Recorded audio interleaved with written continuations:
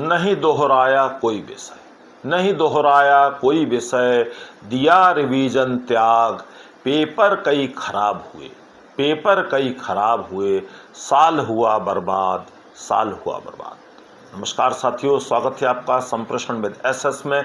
मैं हूं आपका दोस्त डॉक्टर एसएस त्रिपाठी। साथियों, आज हम बात करने वाले हैं पढ़ाई में रिवीजन क्यों जरूरी है। रिवीजन अर्थात पुनरावृत्ति, पढ़ाई को दोहराना। साथियों, रिवीजन वह प्रक्रिया है जो सीखने सिखाने में, शिक्षण अधिगम में एक महत्वपूर्ण भूमिका अदा करती है। शिक्षण अधिगम को स्थायित्व प्रदान करती है, मजबूती प्रदान करती है। आइए साथियों, जानें विस्तार से शिक्षण अधिगम से जुड़े कुछ तथ्य। आप सबका स्नेह सानिध्य समर्थन चाहूँगा। साथियों, सबसे पहली बात तो ये है कि रिवीजन वास्तव में है क्या। रिवीजन होता है किसी चीज़ को दोहराना। जब हम किसी चीज़ को पहली बार पढ़ते हैं तो उसे रीडिंग कहा जाता है, लेकिन जब हम उसी चीज़ को दूसरी बार, तीसरी बार, चौथी बार या आगे पढ़ते हैं तो उसे रिवीजन कहा जाता है। और रिवीजन यानी चीज़ों को दोबारा देखना, फिर से समझना, फिर से जानना, इसको हम रिवीजन कहेंगे। और यह भी विद्वान मानते हैं कि बिना रिवीजन के कोई भी चीज़ हमारी स्मृति में स्थायी रूप प्राप्त नहीं कर पाती है। बिना रिवीजन के कोई भी चीज़ मेमोरी में सेव नहीं हो पाती है। अब साथियों, बात उठती है कि रिवीजन की आखिर ज़रूरत क्यों पड़ती है। रिवीजन की ज़रूरत साथियों इसलिए पड़ती है कि री से रिवीजन और री से रिजल्ट। अगर आप रिवीजन अच्छा कर रहे हैं तो निश्चित तौर पर आपका रिजल्ट भी अच्छा आएगा। और रिवीजन जो होता है वो आपकी तैयारी जांचने के लिए होता है, कॉन्सेप्ट को बेहतर समझने के लिए होता है, और जो आपकी टेम्परेरी नॉलेज है उसे परमानेंट नॉलेज में कन्वर्ट करने के लिए रिवीजन किया जाता है। परीक्षा से जुड़ी चिंता और भय को दूर करने के लिए रिवीजन करते हैं। एग्जाम से पूर्व कॉन्फिडेंस लाने के लिए रिवीजन होता है। और तमाम गलतियों से बचने के लिए जो हम परीक्षा के दौरान करते हैं, इसके लिए भी रिवीजन किया जाता है। अच्छे स्कोर के लिए रिवीजन होता है, खुद को बेहतर साबित करने के लिए रिवीजन होता है, और अपने ज्ञान में वृद्धि के लिए भी रिवीजन होता है। ऐसे अनेक तमाम कारण हैं जो स्वतः सिद्ध करते हैं कि पढ़ाई में रिवीजन बहुत जरूरी है। आइए साथियों, अब जानते हैं रिवीजन करने के बढ़िया तरीके क्या हो सकते हैं। वो कौन से तरीके हो सकते हैं जिनके माध्यम से पुनरावृत्ति की जाए या पढ़ाई को दोहराया जाए तो वो ज़्यादा स्थायी होगी, ज़्यादा मजबूत होगी।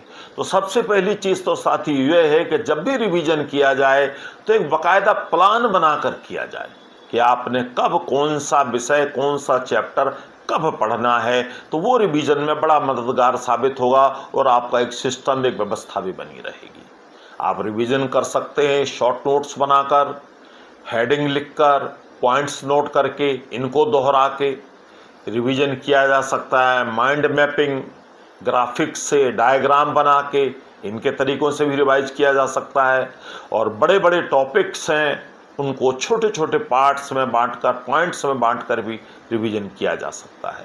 और रिवीजन करने के लिए चीज़ों को परस्पर जोड़कर भी देखा जा सकता है। अगर हम चीज़ों को परस्पर जोड़ेंगे तो वो ज़्यादा देर तक हमारे मस्तिष्क में स्थायी रूप से सेव रहती हैं। लिखकर दोहरा सकते हैं आप।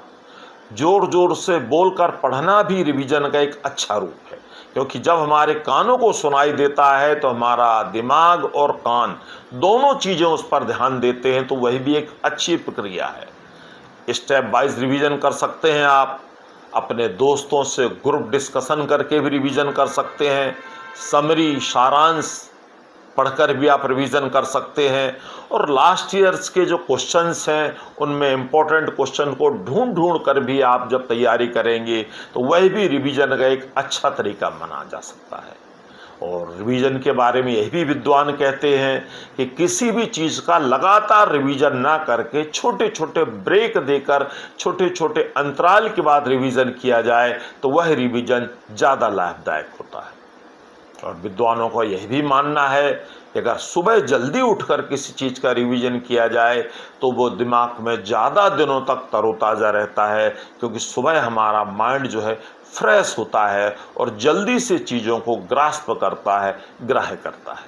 और इसके अलावा एक चीज़ और है जो मैं भी बड़े बलपूर्वक कहना चाहूँगा कि पूरे साल भर जो लोग पढ़ाई करते हैं उनके लिए रिवीजन हमेशा आसान होता है और उनका रिवीजन हमेशा कामयाब होता है।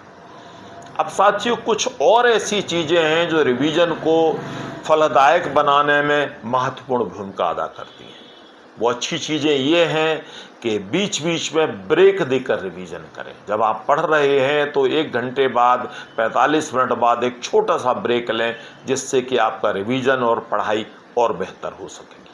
आप नींद अच्छी लें, पोषक आहार लें, थोड़ा सा योग, व्यायाम, खेल, इसके लिए भी थोड़ा समय निकालें। वर्ष भर पढ़ाई करें, आपकी दिनचर्या नियमित हो और पढ़ाई को बोझ ना समझें, पढ़ाई में रुचि जगाएं। अगर ये चीज़ें भी आप करते हैं तो भी आपका रिवीजन और पढ़ाई अच्छी हो सकती है।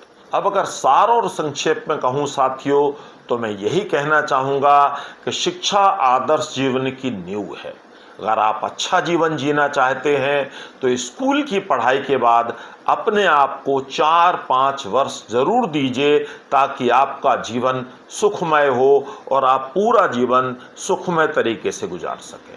या दूसरा तरीका ये है कि आप स्कूल के बाद कुछ मत कीजिए, इधर उधर घूमिए, फालतू घूमिए और उसके बाद फिर ज़िंदगी भर धक्के खाइए, चप्पलें घिसिए और अपने आप को कोसिए कि कहाँ पीछे रह गए ज़िंदगी में, सारे साथी आगे निकल गए, मैं पीछे रह गया या मैं पीछे रह गई। तो मेरे विचार से साथियों, आपको पहला तरीका पसंद आया होगा कि पढ़ लिख कर विद्वान बने, जीवन में सम्मान पाएं, सुख पाएं। यही हमारी शुभकामना है, यही मंगल कामना है। तो ऑल द बेस्ट। नमस्कार।